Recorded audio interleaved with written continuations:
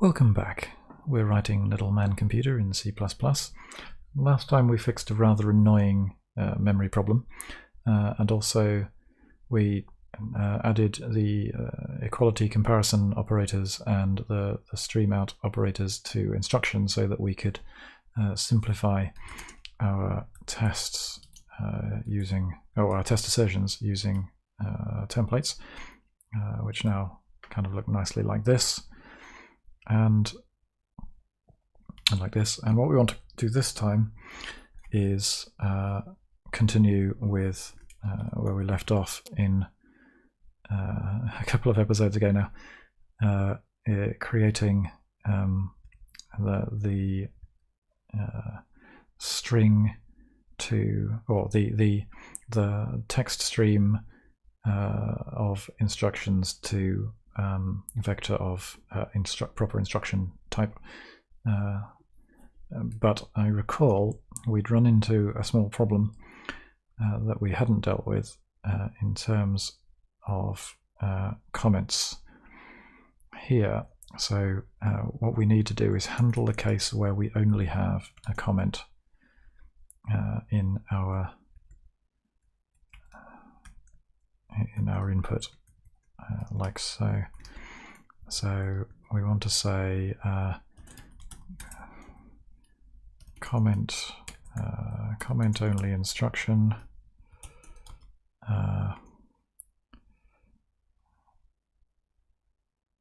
is parsed to empty instruction. Something along those lines. So we can just steal this and we will then have something like that.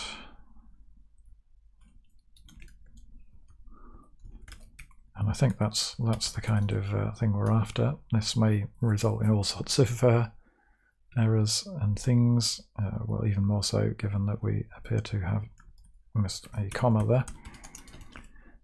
But yeah, this may well try and access parts of our tokenized string that aren't there. We'll see what happens with that, and we'll need to handle that in some sensible manner. So that's got some horrible error there because we're indexing outside. I hope this is because we're indexing outside in our split instruction here. So here we say this instruction is created of 3 tokenized parts of what would most likely be splitting the empty string here into parts. So hopefully we can deal with that by saying if tokens.size is less than 3, then we can just return the empty instruction like so, and we can then cry if this is a return of our memory problem, which would be very sad.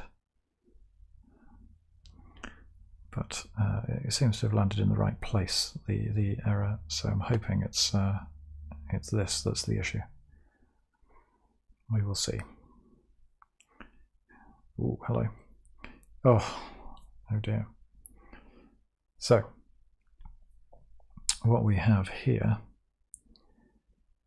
is all of the tests. So this is a different problem that we had before, where we had intermittent failures of things.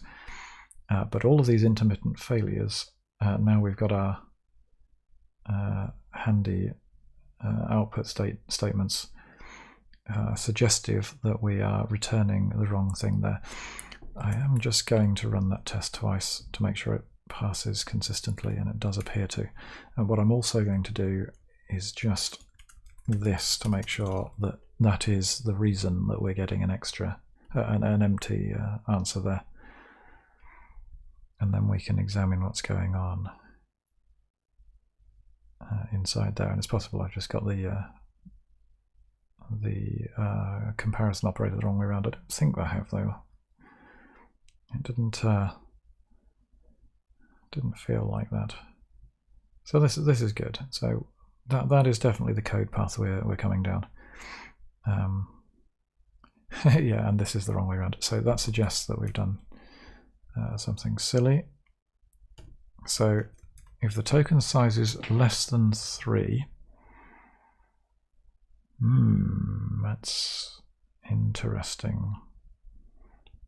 If the token size is that seems the right way around, but for some reason it's not. I'm going to be a little bit naughty and I'll stick this in the middle.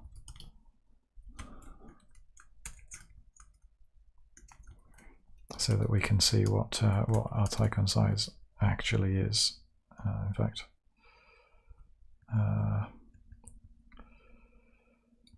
let's not do that. Let's put it in some sort of square brackety thing so that we can see more easily where it is on the line. So if we run that, hopefully we'll have, ooh, hello, I've missed an operator. That's fine, we can deal with that. Hopefully this will show interesting numbers as to how many token components we have. It's going to be interesting. It's possible that these are all landing on 2 where there is no trailing address. That's interesting. We kind of don't want that as the answer, do we? For some reason we're not quite getting back the answer we'd like. Okay. Oh, hang on, what was the issue? So that's got 1 comment only, so that's giving the correct result here, which is interesting because I'm sure it wasn't earlier. I will remove that debug and run that again and see what we have.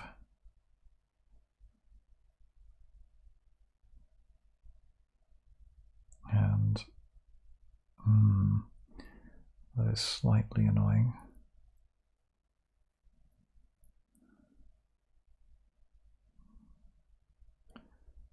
So that's okay. So here we have cases where we have the trailing address and it's having the wrong number of components, and before it was actually returning the right answer, and possibly in a slightly dodgy manner, given that this tokens 2 here was part of our result. So split code and comment is splitting on // and doing hopefully the right thing, and if we're splitting on a positive white space, it looks like it's not having the trailing empty thing, which may be maybe okay. I don't know whether that's the expected behavior or not.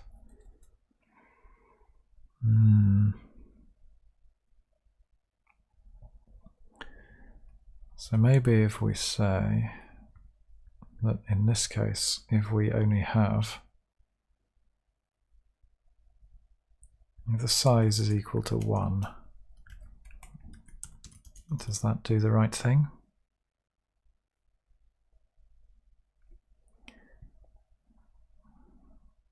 And avoid the error? This is slightly off. Don't know if there's any nice way of properly exercising that problem either. No. So this is our writing outside of memory.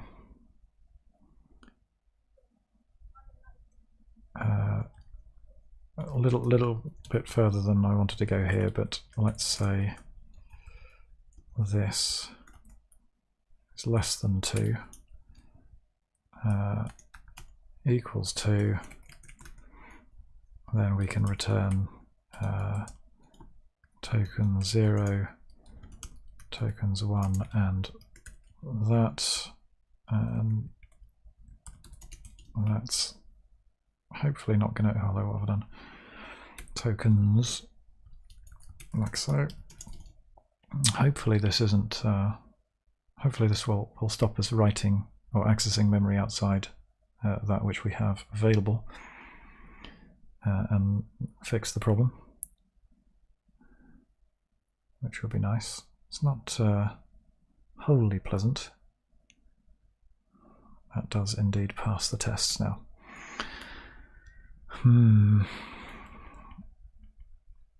So if we have less than 2, we have this. Yeah, because we can't have a label only line, really. If we have exactly 2, then we have this, and otherwise we have this. Let me, just for niceness of code, refactor that to be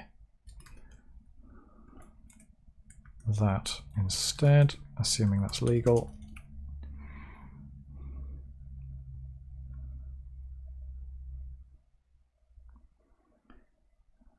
That looked decidedly similar to our memory problems from the other day. Hopefully that we didn't go off on a wild goose chase and fix something unnecessarily. But there's not really any harm, I don't think. So now we have handled empty instructions. Can we make this nicer or can we not? That is the question. Can we instead do tokens.size equals 2, then that, otherwise that.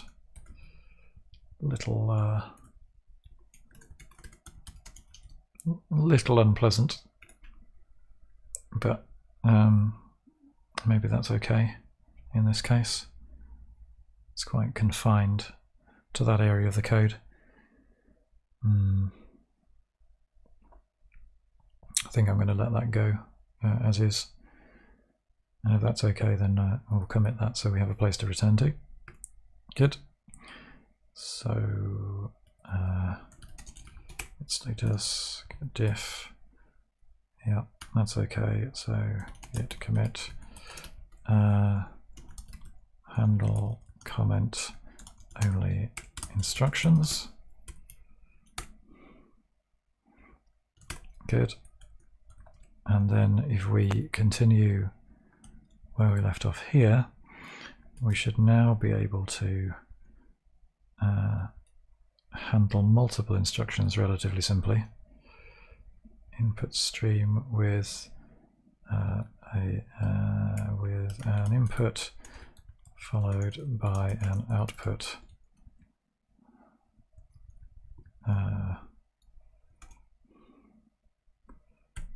instruction, creates the correct instruction vector.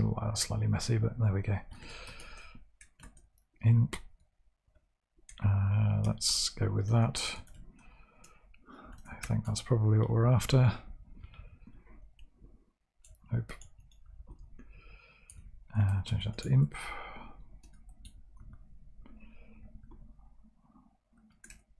Oops. Let's go with that. Input and output. So that should be a nice simple parse.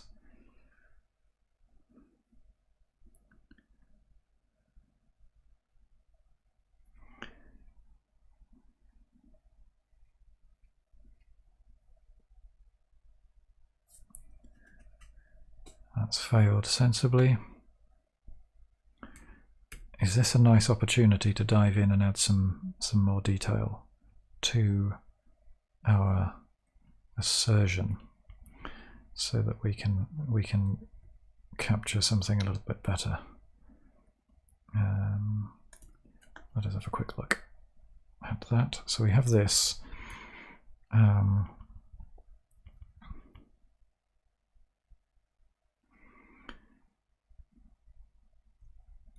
If passed, else, how do we do strings?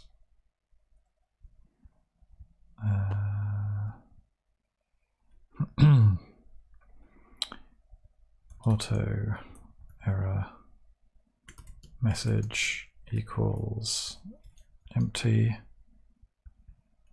error message equals how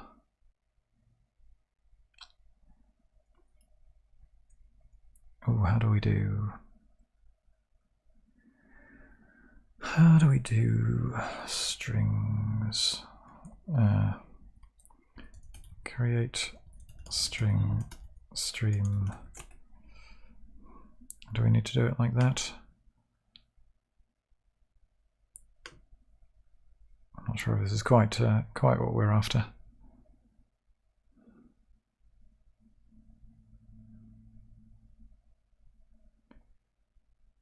So we create a string stream, pipe that into something,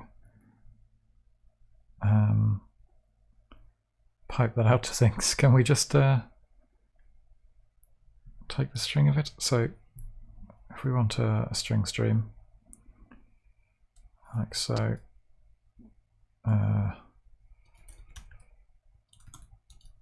string stream error message. Can we do that instead? And then we can say, oops, error message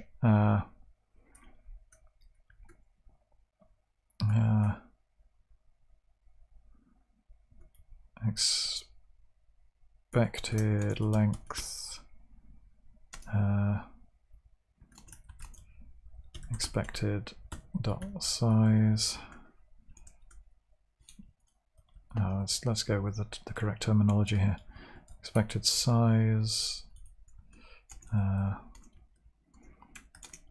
actual size. Is that okay? Can we do that? And the question is, how do we get the string from that? We want. Ooh, no. Where have we gone now? Like so.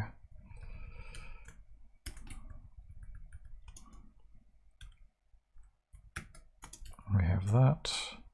But in the middle here, we have some sort of error message. Can we do that?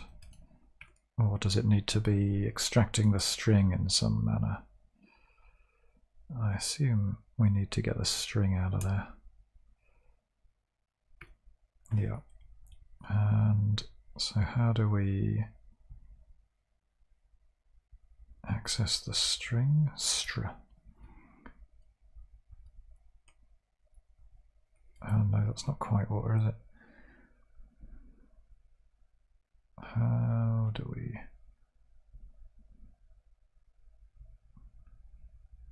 string stream? So is that just undo dot str? That's an interesting question. No. Oh, no, that's a more fundamental error. Although I don't think it did like that, as I noticed from the error there. So I think that wasn't quite what we're after. So, note possible target for call str. So, did you mean to call it with no arguments? Did I? Certainly possible. Is that what we're after? That looks slightly more promising in terms of the thing we're after. Question is, will it print out the message we were expecting? Or will it not? Expected size 2, actual size 1. Lovely. I like that. That's a much more useful error message. Can we just be a little more proactive here and do something similar? Error message and say expected different at index I, expected value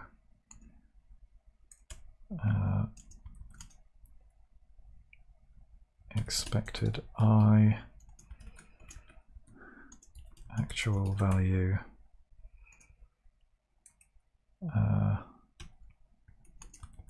actual I,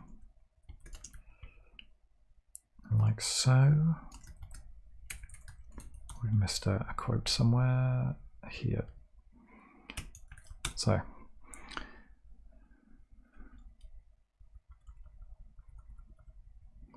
I feel like a semicolon in here, and let's get rid of that word value. I think that's superfluous. So expected different at index. Can we just say different at index?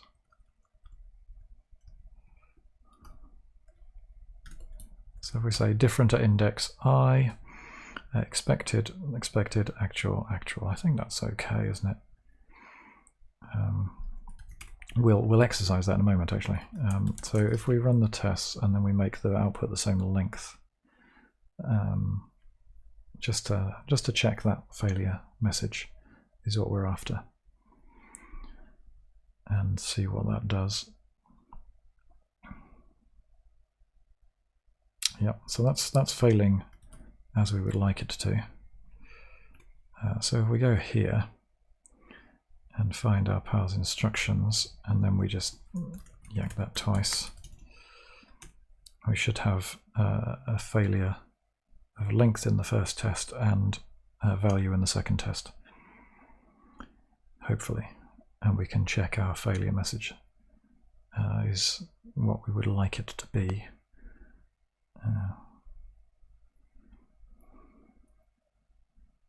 So fail expected size 1, actual size 2, marvellous, and then fail different at index naught, expected that, actual. Oh, that's nice, isn't it? It's coming along nicely now. So now we can I've gone off I've gone off excessively fast here, and not as intended. So let's put that back, and after all that mucking around, I am going to go to our test, and I'm going to comment that out temporarily whilst I add in an intermediate test that I would like to see. So that should be back to parsing, and what we kind of need to do is just to tease out first the ability to parse an instruction, a single instruction, as opposed to dive headfirst to try to do everything all in one go. But that was a worthwhile diversion, because now we have better error messages when we fail at tests. So what I'm going to do here is I'm going to duplicate this with a different instruction, such that with a single input instruction, such that we can then deal with parsing.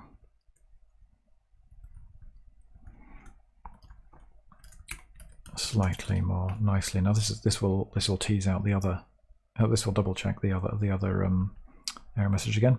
So we should have a nice clear error message in our failure, and it will make it nice and easy to spot what we're supposed to be doing here. Yeah, we've expected an input, but we've got a halt instruction.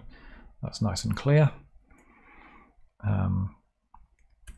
And we can go here, and instead of doing this, what we want to do is we want to say parse instruction input. Oh, yeah, I see. It's going to be slightly more awkward, isn't it? So what we need to do is say string. We're going to have to do this little bit at a time, and then we want to say input get line input stream line, and then parse instruction line. I think that's what we need to do. We may need to do something a little bit and do it slightly differently than that. No matching function call to get line, what parameters are we expecting? We need this to not be const for no reason that I can discern whatsoever. But I'm sure something, I'm sure something's going on under the hood that's important here.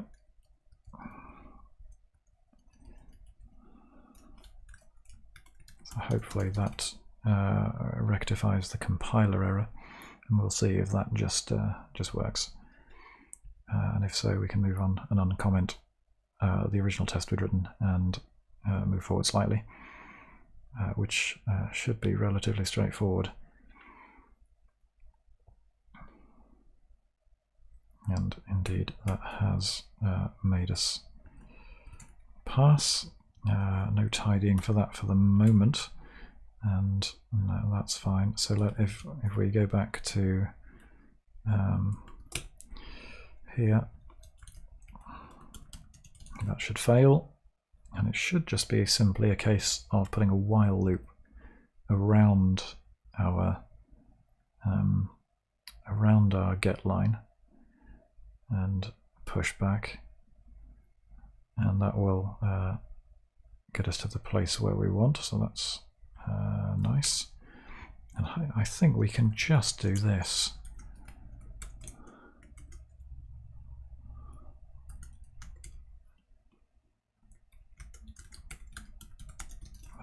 That strikes me as sufficient to make this pass. And then I think the only remaining happy path test along this line of inquiry is to handle inline comments and see what that looks like. Good, that seems to work. So one last test here should get us to where we want to be.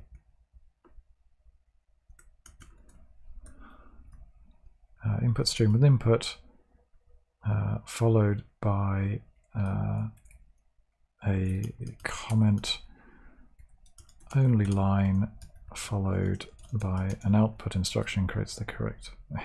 I don't like that naming mechanism, but it'll do for now. And then so we'll have that, and we're expecting the output to be exactly the same as in the other case, but I don't think it will be. I think we're going to get an empty instruction in the middle, so we just need to catch that and ignore it, and hopefully that will be sufficient. Yep, that's a size error. Good, that will be hopefully sufficient to do what we needed to do. So if let's refactoring item here, parse instruction line,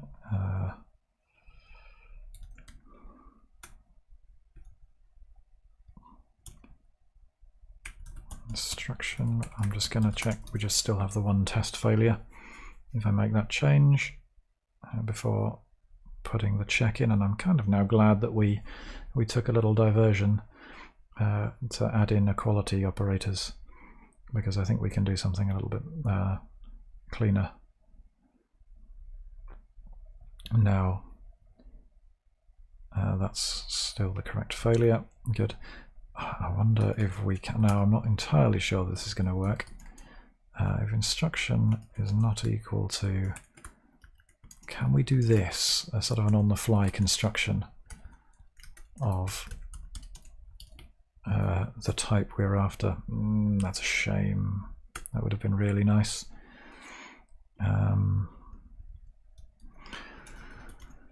Static instruction, empty instruction. Let's do that. Empty instruction.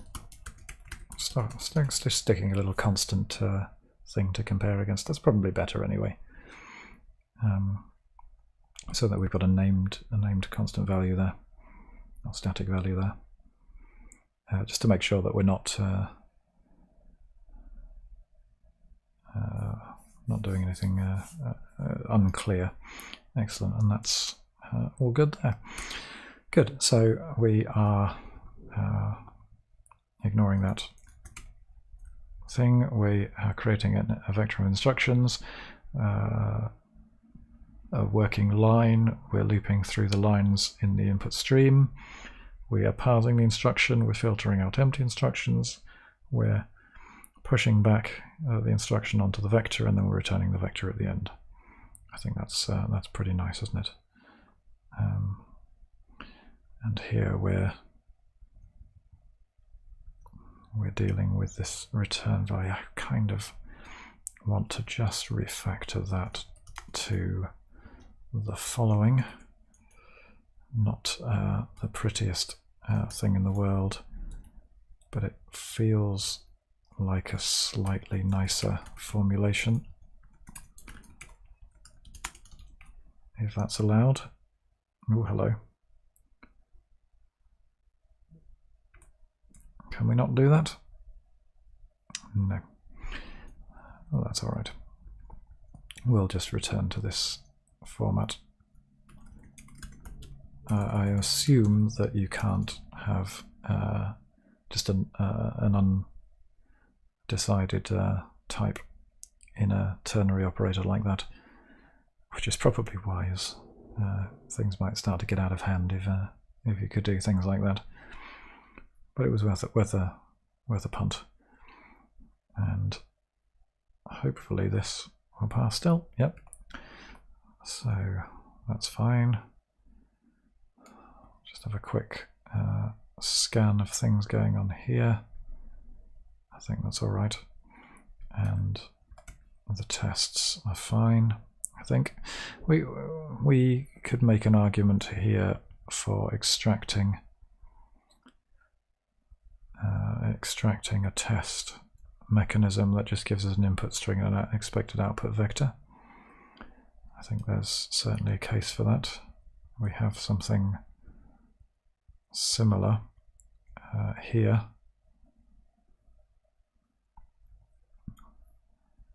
And I think that might be worth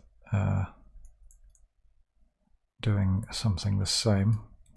So I want to assert input stream parses to instruction vector const string input and const vector of LMC instruction expected instructions. And then if we go back down, it was rather careless of me not to mark that, but we'll go back again in a minute. And I've done the same here. So now if we were to put that in here, that's our input, like so. That's our expected instructions. I think that's all right, isn't it? Let me just make that. It might complain it's unused, but it might not. And it will at least tell us whether it compiles. And then we should be able to simplify down those tests a little bit and call the relevant function. So it's assert input stream parses to instruction vector. I think I can live with that name. And we have these two here. So assert input stream parses. Oops. No, that's not what I wanted, is it? Assert input stream parses to instruction vector kind of want that at the bottom, with input and expected instructions, and we should be able to lose all the intermediate stuff, like so. Let's check that's correctly done, and if so, I'll just copy and paste that down to the subsequent tests. And we can then have less code to worry about and less duplication, which is also nice. So good, that works. So let's put that in the relevant places down here and delete the extraneous things. So that's all good. That's all good as well.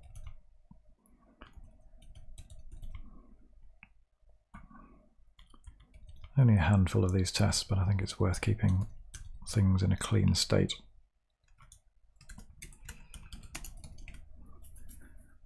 As it makes it easier to add things later. There are probably some tests earlier as well where we weren't quite as rigorous with this this kind of refactoring, that we may go back at some point and tidy. Excellent, that's all good. Let us see where we're at. What did we get to there? We got to handle multiple instructions in our input stream. So handle multiple instructions in the input stream. Good, and we'll continue next time.